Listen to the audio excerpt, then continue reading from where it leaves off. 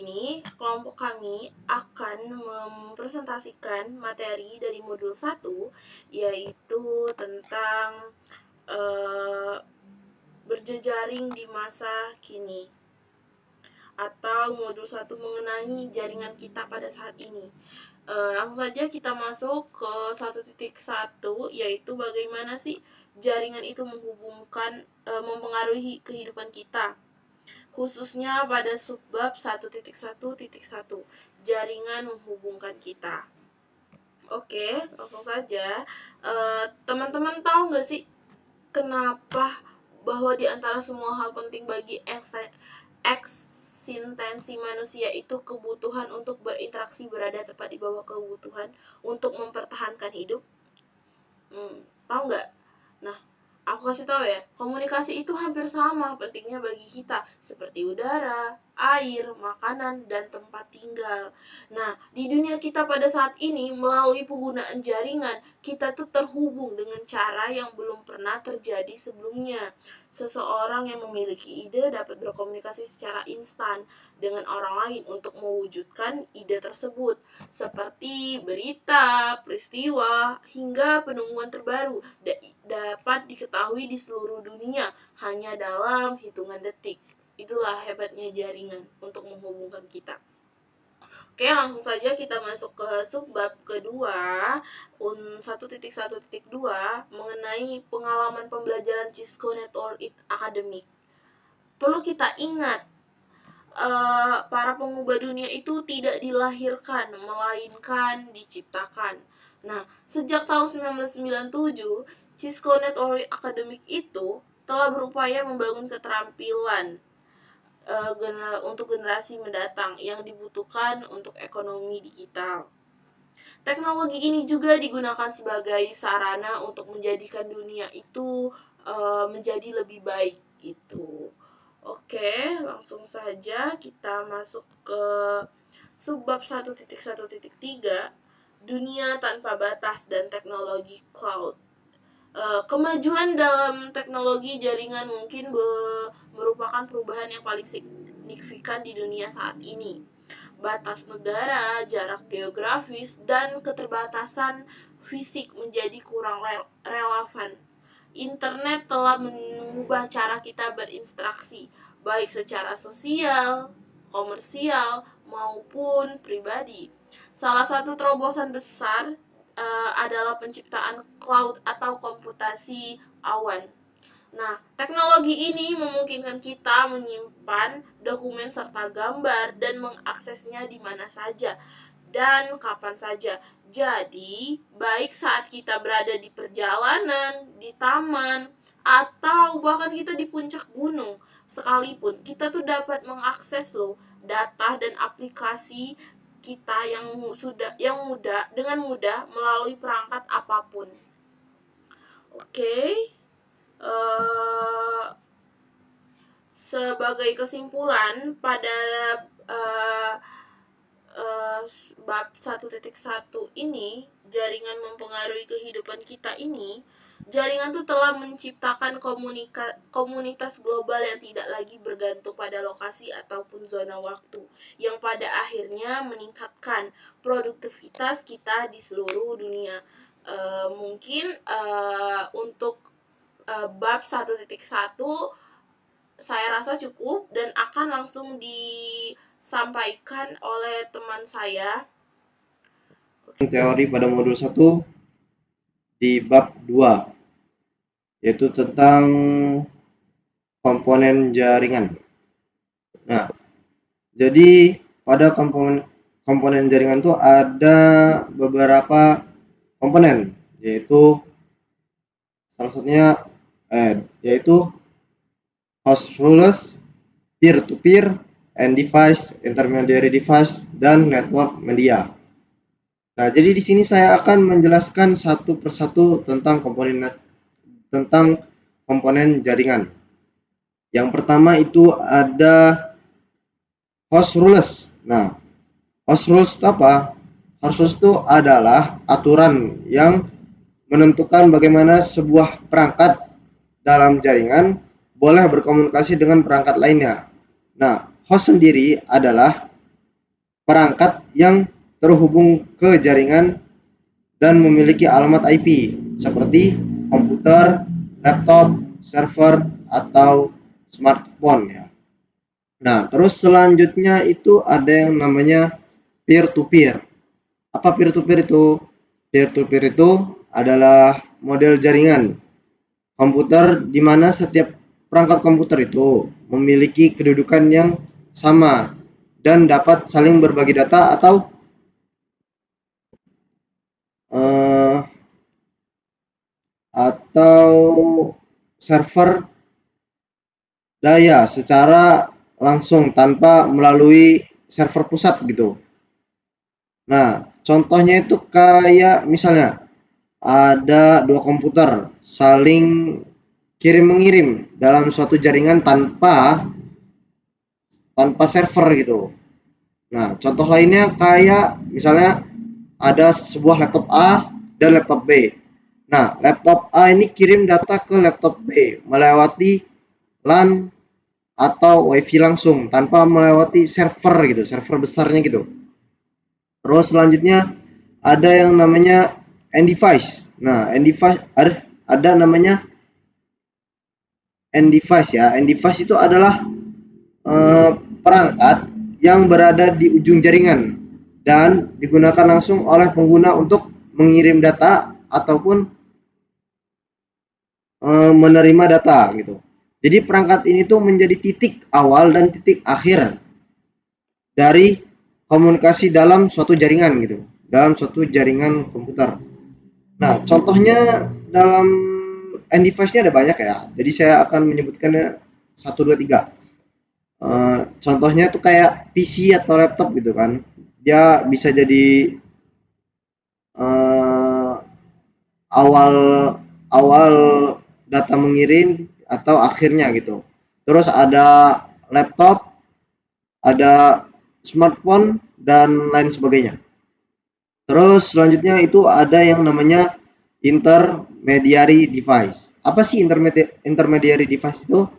Intermediary device itu adalah sebuah perangkat jaringan yang berfungsi sebagai perantara perantara untuk menghubungkan dan mengatur lalu lintas data gitu. Jadi yang mengatur lalu lintas data antara device ke suatu device ke device lain itu kayak ini yang menghubungkan itu adalah intermediary device namanya.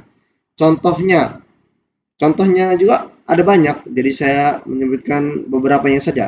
Kayak ada router gitu, terus ada switch, ada hub ya, seperti itu.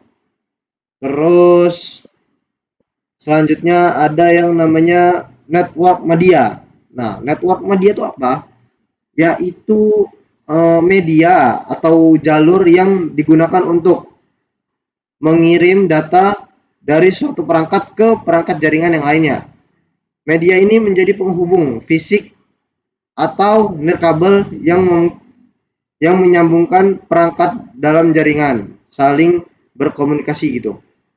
Nah, jadi kalau intermediary device tadi itu yang menghubungkan, jalur yang menghubungkan, nah kalau ini tuh kayak jalannya.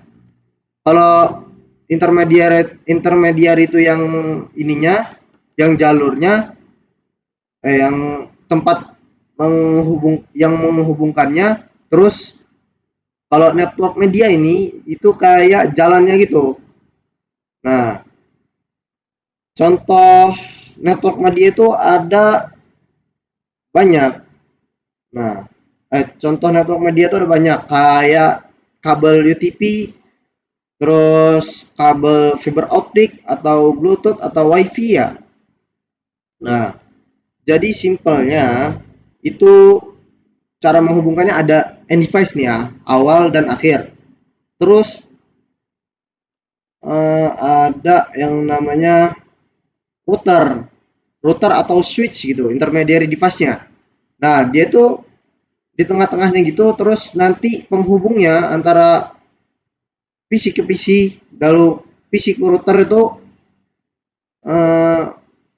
maksudnya untuk PC 1 ke PC 2-nya itu dia menggunakan perantara routernya dulu gitu. Baru jalurnya yaitu yang digunakan adalah network media. Jadi PC ke router dulu, baru router ke PC satu. Jadi gitu. Agar terhubung dan terstruktur ya. Mungkin Baik, di sini saya akan menjelaskan tentang oh, jaringan modul 1 jaringan yang ke 1.3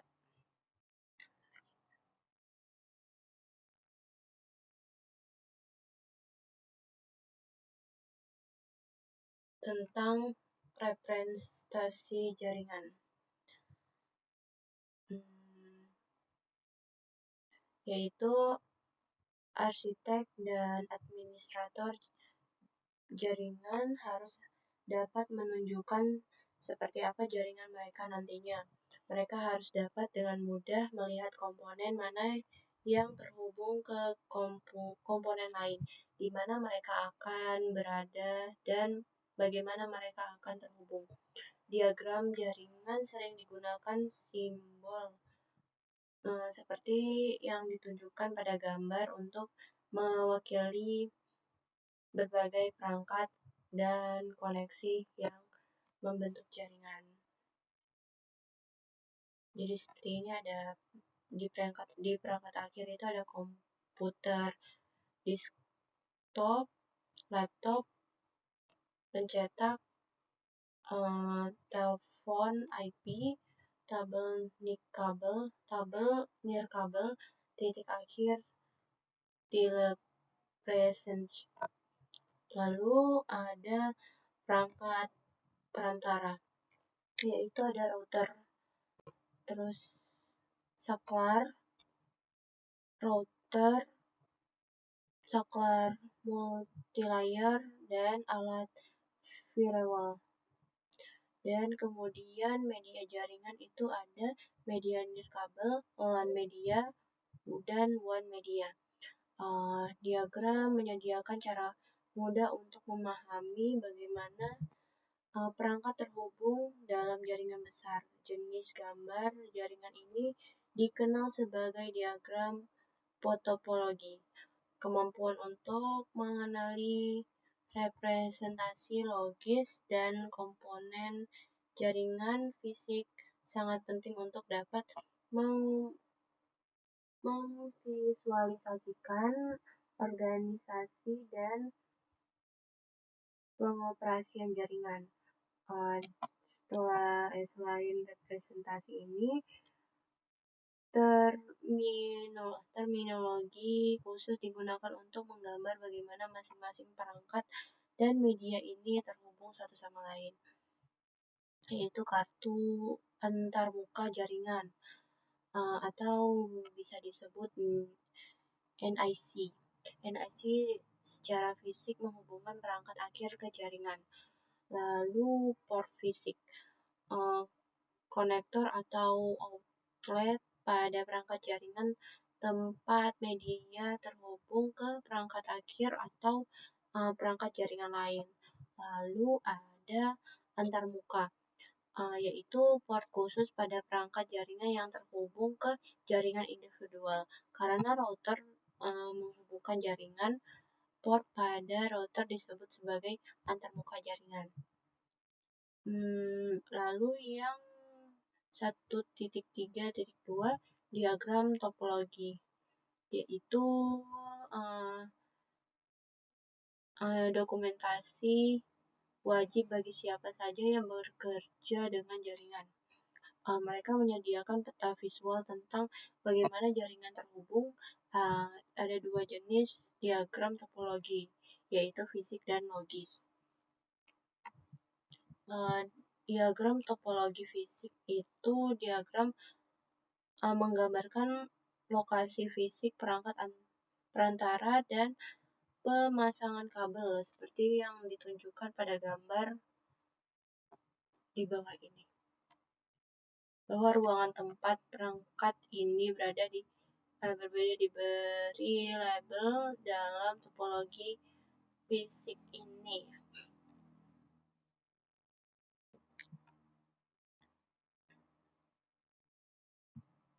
yaitu internet.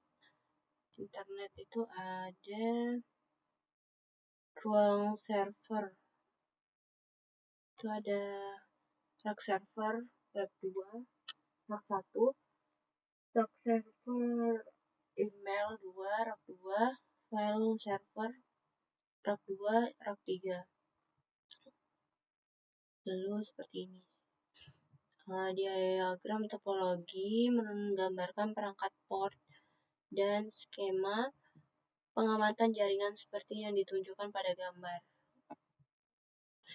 gambar di bawah ini.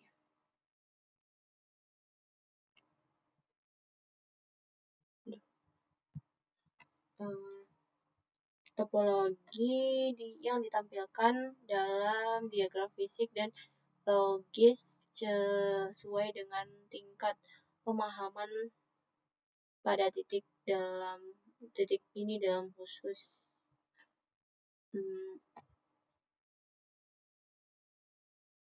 Jadi sekian penjelasan. Saya akan membahas mata kuliah jaringan komputer yang ada di materi Cisco Netachat dengan modul 1.4. Sini yang dimana modul 1.4 ini ada jenis-jenis jaringan umum. Jenis-jenis jaringan umum ada jaringan dengan berbagai ukurannya, yaitu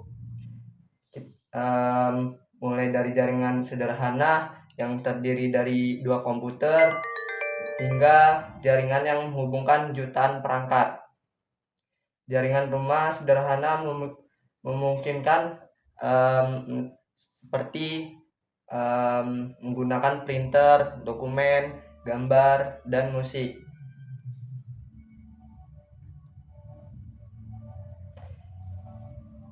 Istilah internet berarti jaringan dan jaringan. Ini adalah kumpulan jaringan pribadi dan publik yang saling terhubung. Lalu di jaringan ini ada berbagai macam ya. Jaringan rumah kecil, yaitu jaringan rumah kecil menghubungkan beberapa komputer satu sama lain dan ke internet. Terus ada jaringan kantor kecil dan kantor rumah.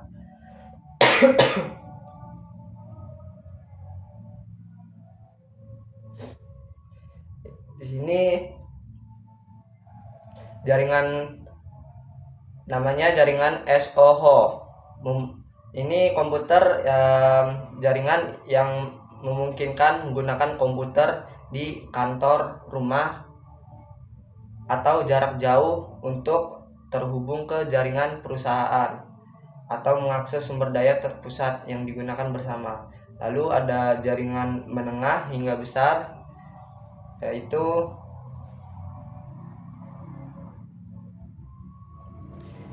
dia jaringan berukuran sedang hingga besar. Istilahnya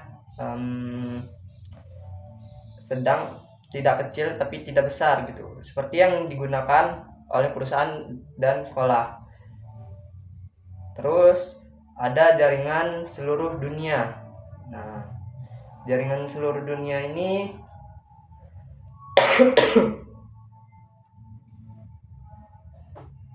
internet adalah jaringan yang menghubungkan ratusan juta komputer di seluruh dunia. Itu untuk jaringan seluruh dunia ya. Lalu ada LAN dan WAN.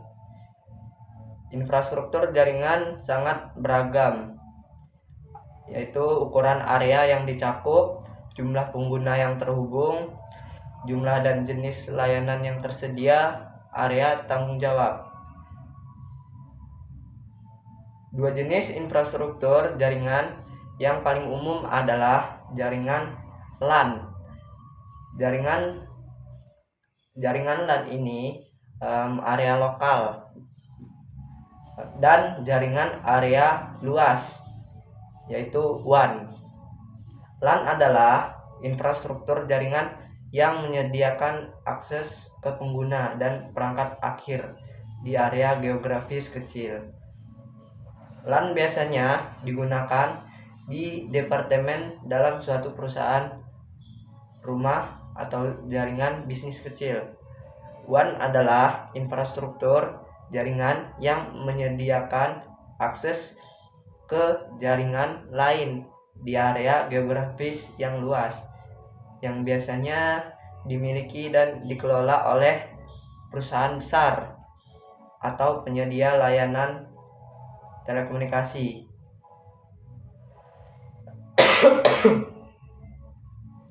Terus masuk ke jaringan LAN. LAN itu dia mencakup area geografis kecil, memiliki karakteristik yang khusus. Untuk LAN itu untuk menghubungkan perangkat akhir di area terbatas seperti rumah, sekolah, gedung perkantoran, atau kampus. Jaringan area lokal ini atau disebut LAN biasanya dikelola oleh satu organisasi atau individu. Terus ada LAN. LAN ini menyediakan bandwidth berkecepatan tinggi di dalam perangkat akhir internal dan perangkat perantara. Contohnya, jaringan yang melayani rumah, bangunan kecil, atau kampus kecil disebut LAN, yaitu mulai dari switch. Terus switch itu berbagi jaringan ke dalam komputer atau laptop dan lain-lain gitu, melalui LAN, area lokal, seperti itu. Terus ada jaringan WAN. Jaringan WAN ini adalah infrastruktur jaringan yang mencakup area geografis yang sangat luas gitu. WAN biasanya dikelola sama penyedia layanan atau penyedia layanan internet, yang berarti ISP atau ISP, sebutannya ISP. ISP itu Internet Service Provider. Nah, WAN ini memiliki karakteristik yaitu WAN menghubungkan LAN di wilayah geografis yang luas seperti antar kota, negara, bagian, provinsi, atau benua. Jaringan WAN biasanya dikelola oleh beberapa penyedia layanan yang seperti perusahaan, internet service provider. Terus WAN biasanya menyediakan tautan dengan kecepatan lebih lambat daripada LAN gitu.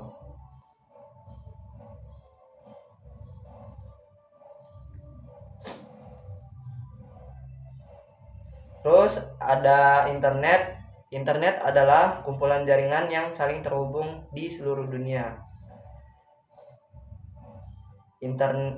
Yang disebut internet network atau internet singkatnya.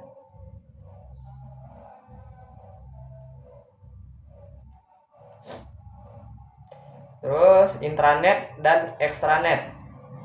Ini dua istilah yang dimana mirip dengan istilah internet. Jadi intranet adalah istilah yang sering digunakan untuk merujuk pada koneksi pribadi LAN dan WAN yang dimiliki oleh suatu organisasi. Intranet dirancang agar hanya dapat diakses oleh anggota, karyawan, atau pihak yang berwenang dari organisasi tersebut.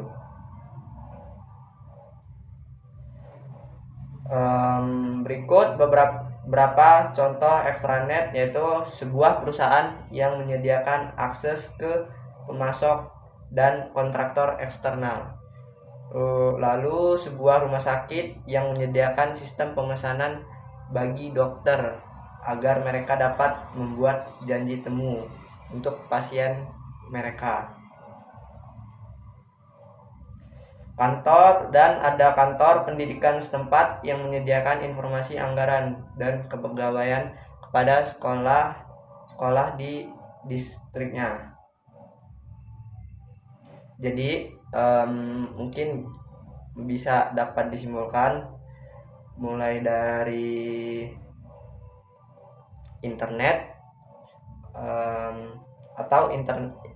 mulai dari intranet. Intranet itu khusus perusahaan ya, khusus perusahaan. Terus ada di dalamnya ada pemasok extranet, yaitu pelanggan atau kolaborasinya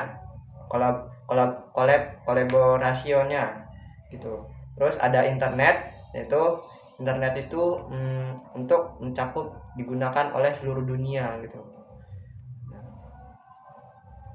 Mungkin cukup segitu saja video dari penjelasan saya untuk modul 1.4 ini. Dari kali ini saya akan membahas tentang teknologi akses internet, khususnya untuk pengguna rumah, kantor kecil, dan juga bisnis, serta konsep layanan jaringan konvergen.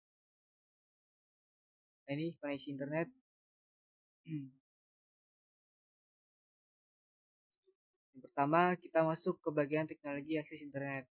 Setelah kita memahami apa itu jaringan dan jenis-jenisnya, muncullah pertanyaan bagaimana cara pengguna bisa terhubung ke internet. Jawabannya adalah melalui penyedia layanan internet atau ISP. Setiap pengguna, baik di rumah, pekerja jarak jauh maupun kantor kecil, membutuhkan koneksi ke ISP. Pilihan koneksi ini sangat beragam tergantung lokasi geografis dan layanan yang tersedia. Beberapa teknologi yang umum digunakan antara lain kabel broadband, DSL, jaringan seluler, dan juga satelit. Selanjutnya kita bahas koneksi internet untuk rumah dan kantor kecil. Yang pertama itu adalah kabel.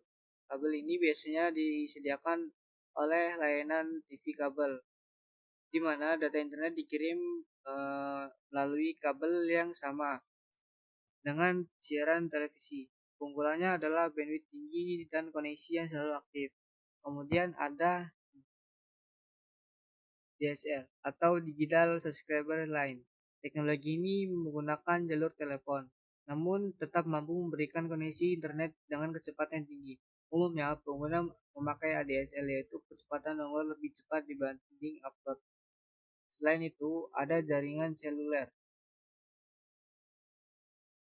Koneksi ini memanfaatkan sinyal dari jaringan operator seluler.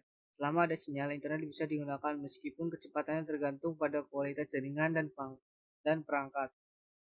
Dan ada juga koneksi satelit.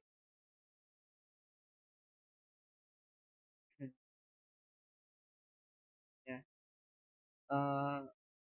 Ini biasanya digunakan di daerah terpencil yang tidak memiliki akses kabel. Namun, antena satelit harus memiliki jalur pandang yang jelas ke satelit. Dan yang terakhir adalah telepon dial-up.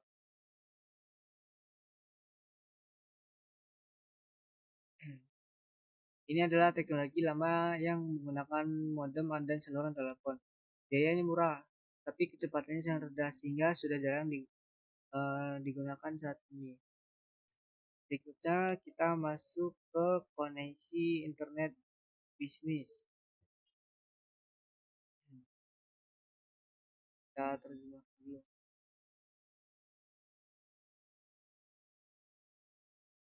Nah, berbeda dengan pengguna rumahan, perusahaan membutuhkan koneksi yang lebih cepat, stabil, dan seringkali bersifat khusus atau dedicated. Salah satunya ada ini, atau itu bahasa Inggrisnya Diset Line. Ini merupakan jalur khusus yang disewa dari penyedia layanan untuk menghubungkan antar kantor. Koneksi ini stabil dan tidak dibagi dengan pengguna lain. Kemudian ada Metro Internet. Teknologi ini memperluas jaringan LAN ke skala yang lebih besar, yaitu WAN, sehingga cocok untuk kebutuhan perusahaan. Ada juga ini Business DSL yang biasanya menggunakan CDCL. Berbeda dengan ADSL, kecepatan upload dan download pada CDCL sama besar sehingga lebih cocok untuk kebutuhan bisnis. Untuk selain itu ada juga satelit. Nah, satelit juga bisa digunakan oleh perusahaan terutama jika tidak tersedia jaringan kabel di lokasi tersebut. Untuk yang terakhir itu ada iya. Yang terakhir itu kita bahas jaringan konvergensi. Pada masa lalu, jaringan data, telepon, dan video berjalan secara terpisah. Setiap jaringan memiliki kabel teknologi dan aturan masing-masing, sehingga tidak saling terhubung. Namun, saat ini semua layanan tersebut mulai digabungkan dalam satu jaringan yang disebut jaringan konvergen. Dengan adanya konvergensi, data, suara, dan video dapat berjalan dalam satu infrastruktur yang sama, sehingga lebih efisien, hemat biaya, dan mudah dikelola. Ini adalah jaringan terpisah tradisional dan ada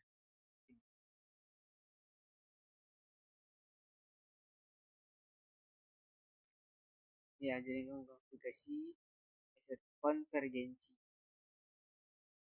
Nah, untuk kesimpulannya terdapat berbagai teknologi untuk mengakses internet, baik untuk kebutuhan pribadi maupun bisnis. Pemilihan teknologi tergantung pada kebutuhan lokasi dan layanan yang tersedia. Selain itu, perkembangan jaringan saat ini mengarah pada konvergensi, di mana berbagai layanan dapat berjalan dalam satu sistem jaringan yang terintegrasi. Oke, teman-teman, untuk melanjutkan pembahasan sebelumnya, di sini kita ada kita ada 1.6 bab jaringan yang andal. Jadi kita tuh di sini ada 5 fondasi utama dalam membangun jaringan yang handal, seperti arsitektur jaringan, toleransi kesalahan, skalabilitas, kualitas layanan, keamanan jaringan. Di sini saya akan menjelaskan satu-satu. Oke, yang pertama ada arsitektur jaringan. Di sini kita bayangkan nih sebagai blueprint atau rancangan dasar sebuah bangunan. Nah, arsitektur inilah yang menentukan bagaimana sih perangkat seperti komputer, router, dan switch itu saling terhubung. Contohnya yang paling umum yang sering kita temui itu adalah model client server, di mana server itu menyediakan layanan dan klien mengaksesnya. Gitu. Oke, langsung saja masuk ke subbab 1.6.2 toleransi kesalahan. Yang kedua, kedua ini nih toleransi kesalahan. Ini nih adalah kemampuan sistem untuk tetap berjalan meskipun ada komponen yang rusak. Kuncinya itu adalah di redundansi. Nah, artinya itu ketika kita menyediakan jalur atau perangkat menyediakan jalur atau perangkat cadangan. Jadi kita tuh menyediakan backup loh. Jadi semisal kita tuh ada satu kabel atau router mati, jaringan tuh tidak akan lumpuh total karena ada jalur alternatif yang siap menggantikan gitu. Oke, yang ketiga ada skalabilitas. Nah, jaringan skalabilitas ini nih jaringan yang baik harus bisa tumbuh dan berkembang sesuai kebutuhan tanpa perlu merombak total desain awal. Jadi di sini kita menerapkan konsep modularitas, di mana komponen itu bisa ditambah atau diganti dengan mudah, seperti gambar yang teman-teman lihat di sini. Nah, di sini di mana komponen itu tuh bisa ditambah atau digantikan. Jadi jika dua segmen jaringan sudah penuh, kita tuh bisa menambah loh elemen ketiga dengan praktis gitu. Oke, langsung saja kita ke poin keempat, ada kualitas layanan. Nah, kualitas layanan ini bisa sering disebut sama QoS. Ini nih adalah mekanisme untuk mengatur lalu lintas data. Tujuannya agar aplikasi yang sensitif terhadap waktu itu seperti pemanggilan suara, VoIP, atau streaming.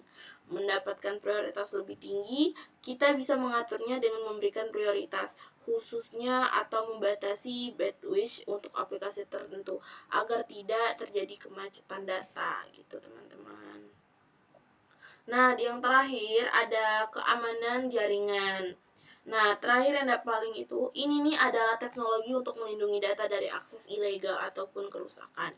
Dua metode utamanya adalah penggunaan firewall sebagai penyaring lalu lintas data dan enkripsi untuk mengacak data sehingga hanya pihak yang berwenang yang bisa membacanya. Oke. Oh, ini kita pengerjaan soal. Jadi, intinya pada bab kali ini 1.6 ini sebagai kesimpulan dari kelima poin yang telah saya jelaskan, arsitektur, toleransi kesalahan, skalabilitas, kualitas layan, dan keamanan jaringan saling terikat satu sama lain. Dengan memahami konsep-konsep ini, kita bisa membangun jaringan yang bukan hanya cepat, tapi juga handal, aman, dan menghadapi kebutuhan di masa depan yang akan datang. Oke. Selanjutnya akan dibantu dijelaskan sama teman saya. Trends atau tren jaringan pada modul 1.7. Ada beberapa tren utama dalam perkembangan jaringan saat ini. Yang pertama itu ada bring your own device atau disingkat BYOD. Nah, yaitu pengguna dapat menggunakan perangkat pribadi untuk terhubung ke jaringan. Contohnya, mahasiswa menggunakan laptop atau juga Android untuk terhubung kepada WiFi kampus atau mengakses WiFi kampus. Setelah itu yang kedua ada online collaboration, yaitu kerjasama secara online melalui jaringan.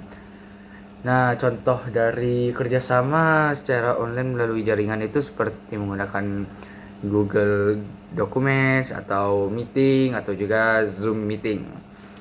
Setelah itu yang ketiga ada video communication, yaitu komunikasi melalui video. Nah, komunikasi melalui video ini sudah biasa banyak kita lakukan atau sudah banyak kita terapkan pada dunia sehari-hari ya, seperti video call WhatsApp, pembelajaran online melalui Google Meet. Setelah video communication, yang ketiga, yang selanjutnya yaitu yang keempat itu ada cloud computing, yaitu penyimpanan dan akses data melalui internet. Contohnya kita menyimpan dan mengakses data itu melalui Google Drive atau email berbasis web.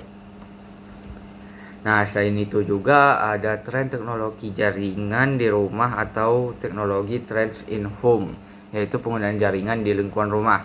Contohnya smart TV, CCTV, atau perangkat IoT yang terhubung ke WiFi rumah. Nah, berikutnya ada power line networking, yaitu teknologi jaringan yang menggunakan kabel listrik sebagai media transmisi data. Contohnya itu menggunakan adaptor power line untuk menghubungkan internet ke ruangan lain tanpa menarik kabel LAN.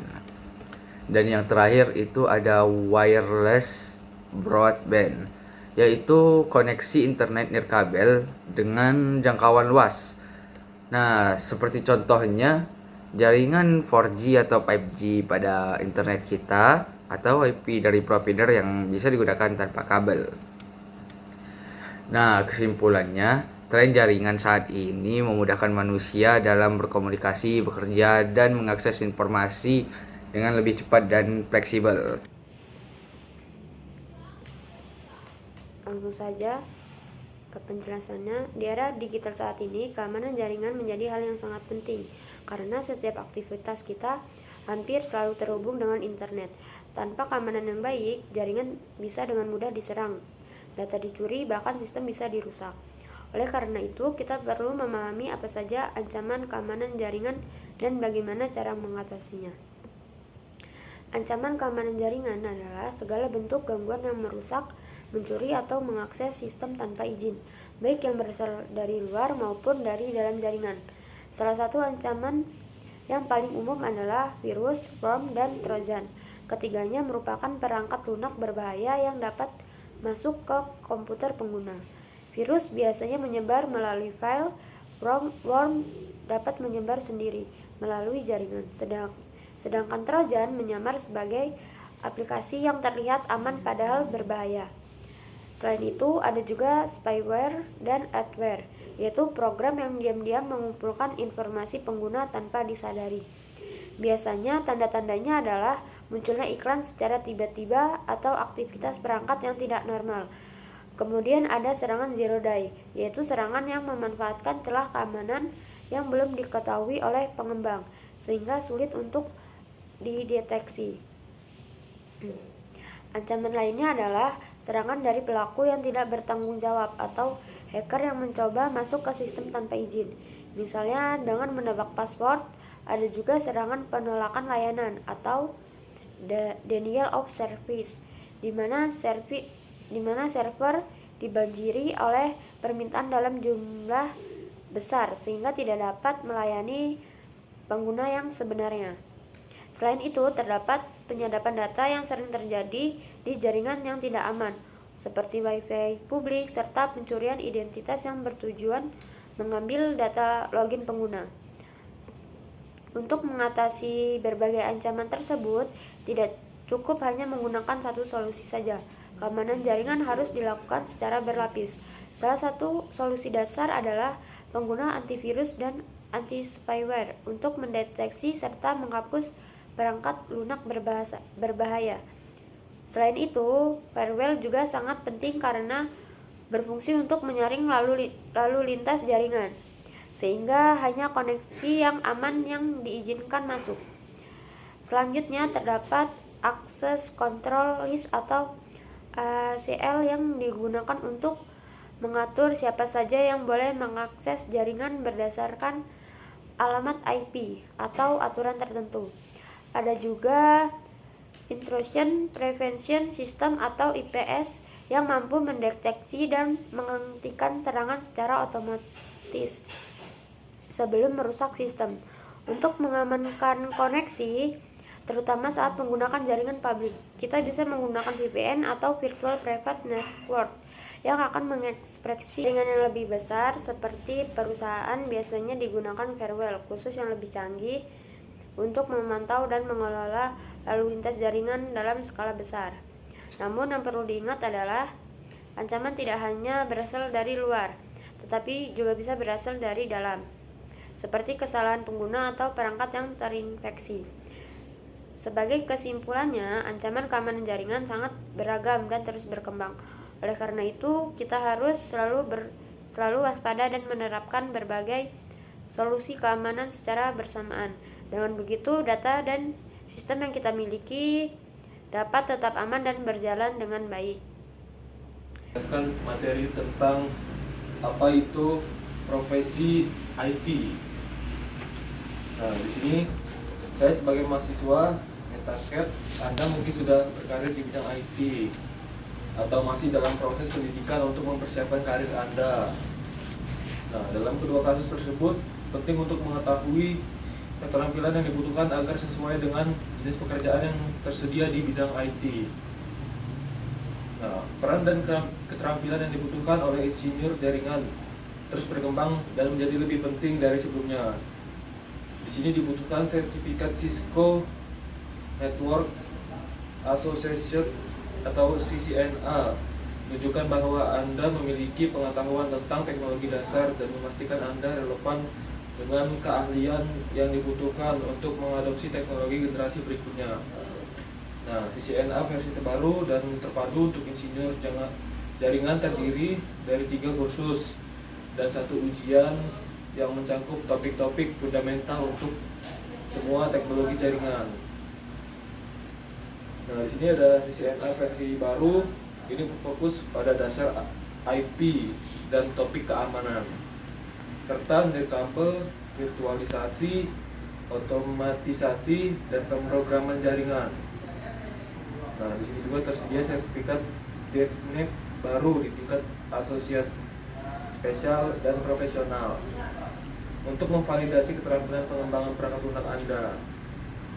Nah, di sini juga ada lagi tersedia pilihan sertifikat khusus untuk memvalidasi keterampilan Anda sesuai dengan peran pekerjaan dan minat Anda. Ini termasuk sertifikat Cisco Enterprise Advanced Infrastructure Specialist. Nah, di sini Anda dapat memulai dari mana saja, tidak ada persyarat untuk mulai mendapatkan sertifikasi tentang associate, spesialis, profesional, atau ahli. Kredit pendidikan berkelanjutan untuk sertifikasi ulang pengembangan berkelanjutan ini tersedia untuk CCNA. Nah, yang selanjutnya di sini ada pekerjaan jaringan. Nah, sertifikat CCNA Anda akan disiapkan untuk berbagai pekerjaan di pasar saat ini. Contohnya ini di Netanhead, Anda dapat mengklik menu karir lalu memilih peluang kerja. Anda dapat menemukan peluang kerja di tempat tinggal dengan menggunakan program baru Talent Bridge, Matching Engine, cari pekerjaan di Cisco, serta mitra dan distributor Cisco yang mencari mahasiswa dan alumni Cisco Network Academy. Di sini Anda juga dapat mencari pekerjaan di bidang IT menggunakan mesin pencari online seperti Indeed, Glassdoor, dan Monster. Gunakan kata kunci pencarian seperti TI, administrator jaringan, arsitek jaringan, dan administrator sistem komputer. Anda juga dapat mencari istilah Cisco CCNA. Nah, di sini ada lab research peluang kerja di bidang IT dan jaringan. Nah, di dalam lab research peluang kerja di bidang IT dan jaringan ini ada dua bagian, yaitu bagian satu yaitu peluang kerja di bidang penelitian, dan bagian dua di bidang refleksi atas penelitian.